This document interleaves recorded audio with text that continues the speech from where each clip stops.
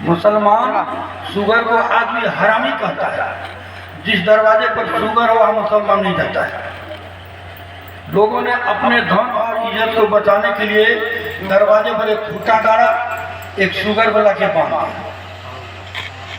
जब तुर्क के सेना आते थे, मुसलमान के सिपाही जिस दरवाजे पर शुगर देखा वहां से घूम गया। जिस माँ बहनों के हाथ में, बाह में, छाती में, ललाट में गोदना देखा उसको छुआ नहीं, क्योंकि उसके अंदर हरामी का दूध है। ये विषम परिस्थिति की घड़ी से हम लोग निकल के आए, लेकिन मुसलमान तो चले गए, अंग्रेज भी चले गए, लेकिन वो गोदना एक फैशन बन के रह गया और वो खुट्टा देवता बन के रह गया। कई जगह मुखरवा दिया। लेकिन ये तथ्य यही है कि हमने अपने इज्जत को बचाने के लिए खुट्टा गाड़ा, शुगर बना और शरीर में सुगरी के दूध से गोदना करवाया। आज की लड़कियां गोदना नहीं करवाती, कोई टेंशन नहीं है। दूसरे तरफ पंडितों ने इतना कर्मकांड फैलाया, इतना अंधविश्वास फैलाया, इतना भ्रम फैलाया, लोगों के बीच अस्पृश्यता की भावना फैलाया, एक दूसरे को विभाजित किया। उन पंडितों के चलते हमारा बहुत बड़ा समाज क्रिश्चियन हो गया, ईसाई धर्म को कबूल कर लिया। इनके अति पाखंड के चलते इस विषम परिस्थिति में सदुर कबीर का प्रादुर्भाव हुआ। कबीर साहब भारत के सभी राज्यों में घूमते थे और देखते थे, वहाँ की विधि व्यवस्था को समझते थे और उन्होंने एक ग्रंथ बनाया, मूल ग्रंथ बीजक। बीजक में भारत के सभी राज्यों की भाषा मिश्रित एवं उन्होंने हत्या, हिंसा, मांसाहार, कर्मकांड पर प्रचुर जोर दिया है कि हम हिंसा नहीं करें, हत्या नहीं करें, मांसाहार नहीं करें और झूठ मूठ देवी देवता की पूजा पर भी उन्होंने प्रकाश डाला है। आदमी पूजा के नाम पर बलि प्रथा करता है, एक दूसरे से छुआछूत मानता है। ये तमाम चीज़ें आपके मूल ग्रंथ बीजक में मिलती हैं। इसके अलावे कुछ ज्ञान की बातें हैं, समता की बात है, सामंजस्य की बात है। कबीर ने बीजक में 3 साखी, इससे तो साखी 353 है, मैं मात्र यहाँ 3 साखी को दे रहा हूँ। पहला है, पक्षा पक्षी के कारणे सब जग रहा गुलाम, निष्पक्ष होके हरि भजे सोई संत सुजान। पक्षा पक्षी के कारण सब जग रहा गुलाम। सब जग मैंने सारा संसार पक्षपात में चल रहा है। संसार के सारे संप्रदायवादी लोग, धर्मावलंबी लोग, मजहबी लोग पक्षपात में जल रहे हैं, कट रहे हैं, लड़ रहे हैं। पक्षा पक्षी के कारण सब जग रहा गुलाम, सभी बोले हैं अपनी पक्षपात। कोई भी व्यक्ति निष्पक्ष होकर के हरि का भजन नहीं कर रहा है। ये पक्षपात क्या है? हिंदू धर्म के पंडितों ने कहा, कुछ धर्मावलंबियों ने कहा कि हिंदू धर्म सबसे श्रेष्ठ धर्म है और हिंदुओं का सबसे महान ग्रंथ वेद है। जो आदमी दुनिया का कोई भी हो, यदि वेद को नहीं मानता है तो वो नास्तिक है, उसे कुंभी पाक नरक में जाना पड़ेगा। जो वेद को नहीं मानता है, नहीं जानता है, उसे कुंभी पाक नरक में जाना पड़ेगा। अब हम लोग विचार करें कि एक भी मुसलमान वेद को नहीं मानता है, एक भी ईसाई वेद को नहीं मानता है, तो दुनिया के सारे मुसलमान कुंभी पाक नरक में चले गए, सारे ईसाई चले गए नरक में। दूसरे तरफ मुसलमानों का कहना है कुरान और हदीस अल्लाह ताला की खास वाणी है और हजरत मोहम्मद अल्लाह का अंतिम संदेश वाहक है। हजरत मोहम्मद अल्लाह का अंतिम संदेश वाहक और कुरान तथा हदीस अल्लाह की खास वाणी है। जो इसे नहीं मानता है वो नापाक है उसे दोजक की जलती भट्ठी में झोंक दिया जाएगा। जो आदमी कुरान और हदीस को नहीं मानता, हजरत मोहम्मद को अंतिम संदेश यानी गुरु नहीं मानता है, उसे दोजक की जलती भट्ठी में झोंका जाएगा। एक को हिंदू नहीं बचा, अनो ईसाई बचा, सब चला जाएगा। तीसरे तरफ ईसाइयों का कहना है कि प्रभु ईसा जो है ईश्वर के खास पुत्र है, सहोदर बेटा, और बाइबिल उनकी ईश्वर की खास वाणी है। जो ईसा मसीह को ईश्वर का पुत्र नहीं मानता और बाइबिल को ईश्वर की खास वाणी नहीं मानता, वो अपवित्र है, उसे नरक जाना पड़ेगा। अब हम लोग विचार करें, एक दूसरे को नरकगामी कहना, काफिर कहना, नास्तिक कहना और नरक में भेजना, ये पक्षापक्ष नहीं तो और क्या है। सब एक दूसरे को नरकगामी बता रहे हैं। दूसरी लाइन में सदगुरु कहते हैं कि निष्पक्ष होकर हरि भजे सोई संत सुजान। जो निष्पक्ष होकर के हरि का भजन करता है वही अच्छा है, वही संत है और वही सुजान माने अच्छा व्यक्ति है। हरि क्या है? हरि जो हरण करे, हमारे ताप का हरण करे, संताप का हरण करे, हमारी व्याधि का हरण करे, हमारे क्लेश का हरण करे, वो हरि है। आपके आदि व्याधि उपाधि को हरण करने वाला, आपके दुख दरिद्र को हरण करने वाला, आपके कष्ट को दूर करने वाला हरि कौन है? हरि माने होता है गुरु, हरि माने भगवान। ये गुरु और भगवान ये हरि हैं, जिन्होंने गुरु को निष्पक्ष होके भजा, विचारा गुरु की वाणी को, वही तो अच्छा आदमी। ये कबीर का दर्शन कहता है। दूसरी साखी है संत महात्माओं के लिए, आपा तजे हरि भजे नक्सिक तजे विकार। सब जीवन से निर्वैर रहे साधु मता है सार। आपा तजिए, अहंकार को तज दीजिए। आप जिस अहंकार में फूले नहीं समाते हैं कि हमारा धर्म, हमारा मजहब, हमारा संप्रदाय बहुत अच्छा है, इसी से कल्याण होगा, इसी से मानव को सब कुछ मिलेगा, और दूसरा झूठ है, गलत है, इस बात को सदगुरु कहते हैं तज दीजिए। आपा तजो, अहंकार को तजो कि हम बड़ा महंत हैं, हम बड़े विद्वान हैं, हम बड़े धर्मान हैं, बड़े पहलवान हैं, बड़े ज्ञानी हैं, बड़े डॉक्टर हैं, बड़े माने इंजीनियर हैं, बैरिस्टर हैं, मिनिस्टर हैं। इस आपा को तज दो, हरि का भजन करो। हरि पर्यायवाची शब्द में बहुत सारे आते हैं, उतना कहने का समय और जरूरी भी नहीं है। हरि माने गुरु होता है मोटा मोटी, और हरि माने भगवान होता है, हरि माने जीवात्मा होता है। तो पक्षपात को त्याग दीजिए। दुनिया में कोई बड़ा और कोई छोटा नहीं है। अभी आपने सुना है भजन में कि भक्ति रहनिया बड़ भारी हो संतो, और निम्न वर्ग के लोगों का उदाहरण पेश किया गया है। रविदास का, सबरी का, सुपथ का, ये निम्न वर्ग से आए और इन्होंने दुनिया में अभी तक जिसका नाम अमर है कि भक्ति के बल पर आज अमर हो गए। इसलिए सदगुरु कबीर का कहना है कि पक्षपात नहीं करो, अहंकार नहीं करो और हरि का भजन करो, इसी में कल्याण है। सब जीवों से निर्भय,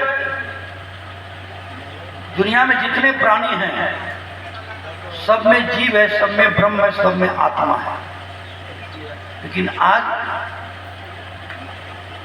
कल मैंने कहा था थोड़ा सा कि स्मृति ग्रंथ में आता है कि मानवेतर जो प्राणी है वो वध करने के लिए बना है।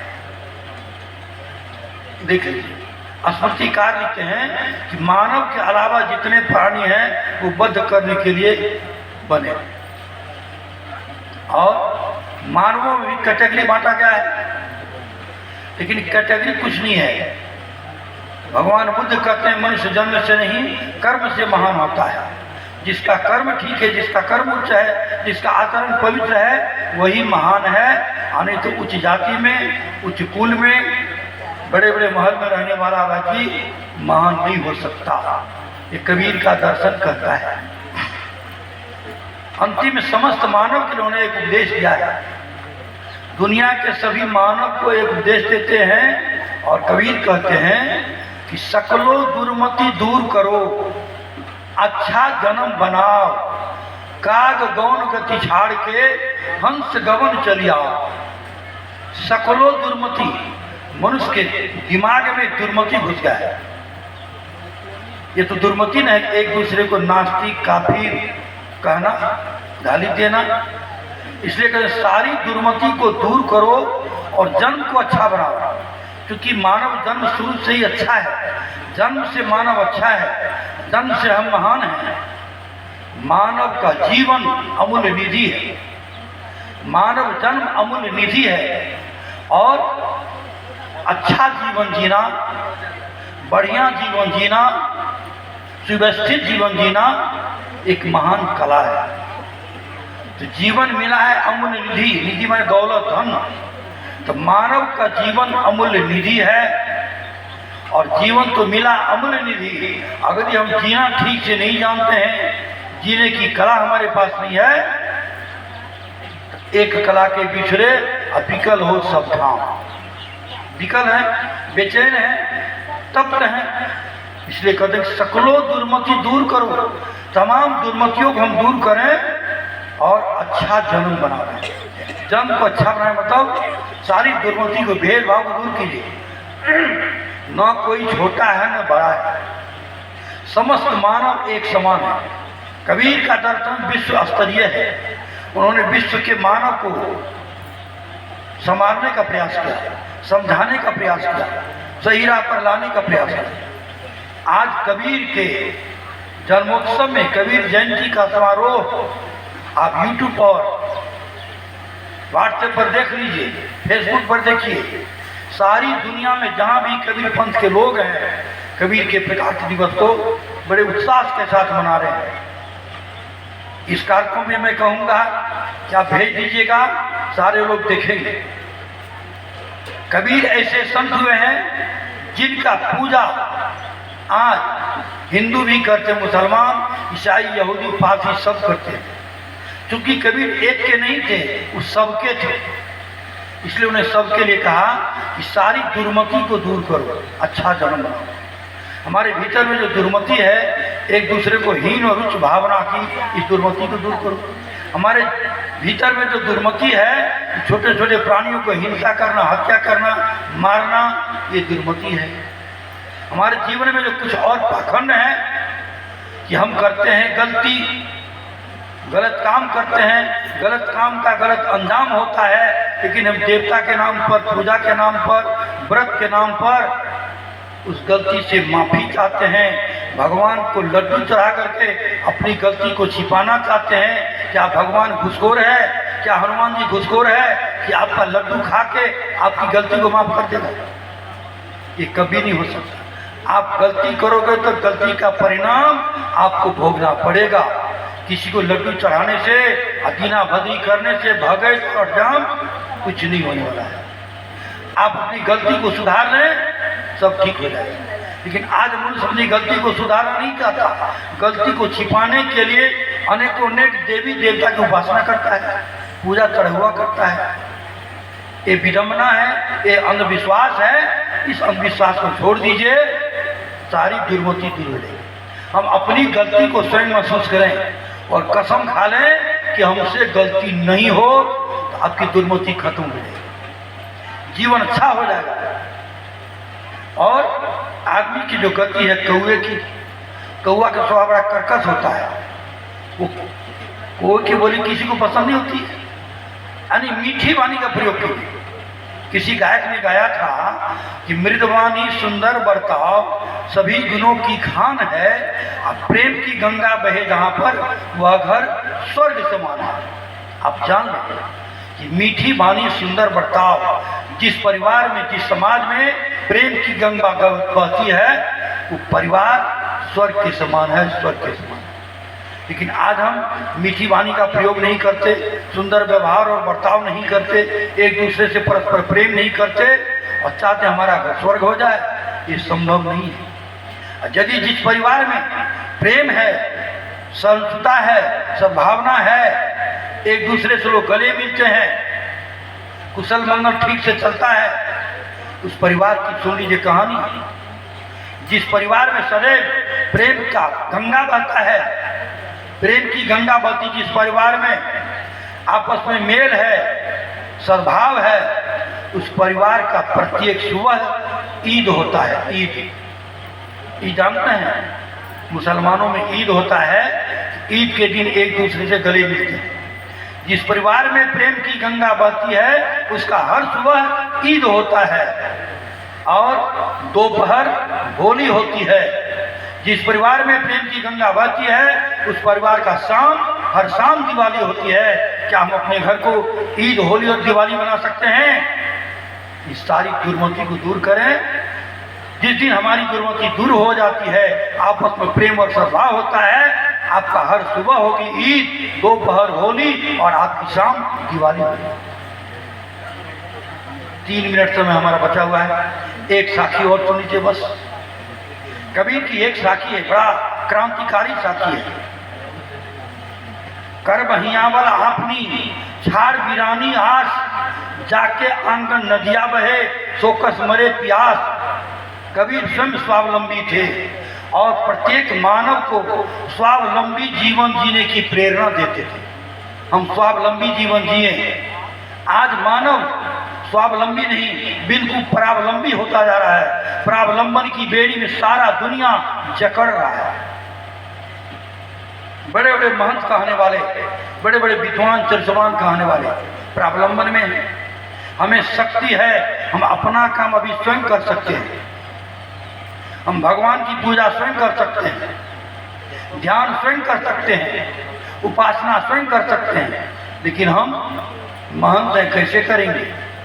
अरे भाई मेरा कपड़ा साफ कर दो, खाना बना दो, थोड़ा हमको सेवा कर दो। हम जवान हैं, मजबूत हैं, लेकिन हमारी सेवा कर दो। आदत हो जाती है परावलंबन की। ये कर दो, वो कर दो।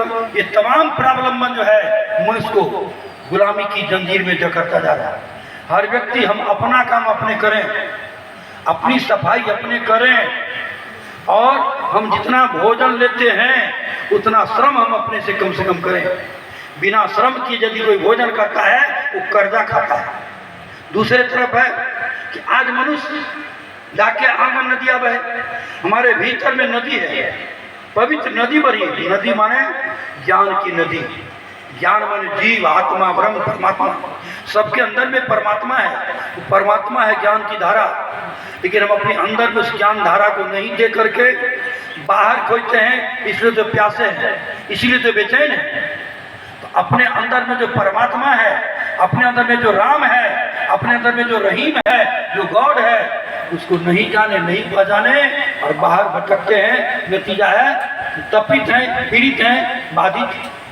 इसलिए कबीर का जो महावाक्य है, कर बहिया वाला अपनी छाड़ वीरानी आस, जाके आंगन नदिया बहे सोकस मरे प्यार। हम किसी के भरोसे नहीं है। इस जीव के ऊपर कोई शिव नहीं है। जीव ही शिव है। जीव वो ब्रह्म है, वो ना पर।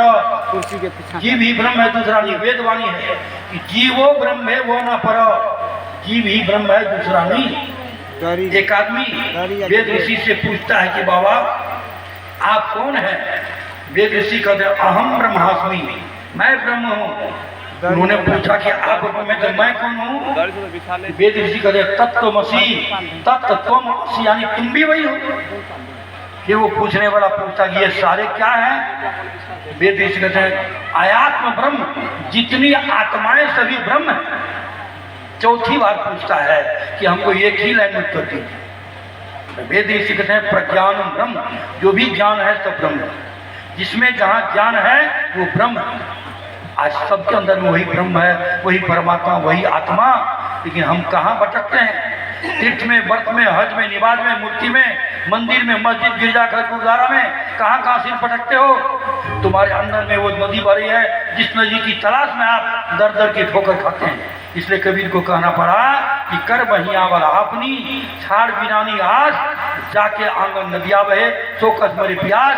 आप प्रावलंबन की बेड़ी से हटिए, स्वावलंबी बनिए, सब कुछ आपके साथ है, आप सर्वोपरि सत्ता हैं। तो सजनों, समय के अंतराल में रहना चाहिए। एक स्वस्ति वचन के बाद को विराम देता हूँ। सर्वे भवन्तु सुखिनः, सर्वे सन्तु निरामया, सर्वे भद्राणि पश्यन्तु, माँ कश्चित् दुख भाग भवेत्। सभी सुखी हो, सभी निरोग हो। निरोग के जैसा बोलिए सद्गुरुदेव की। हेलो।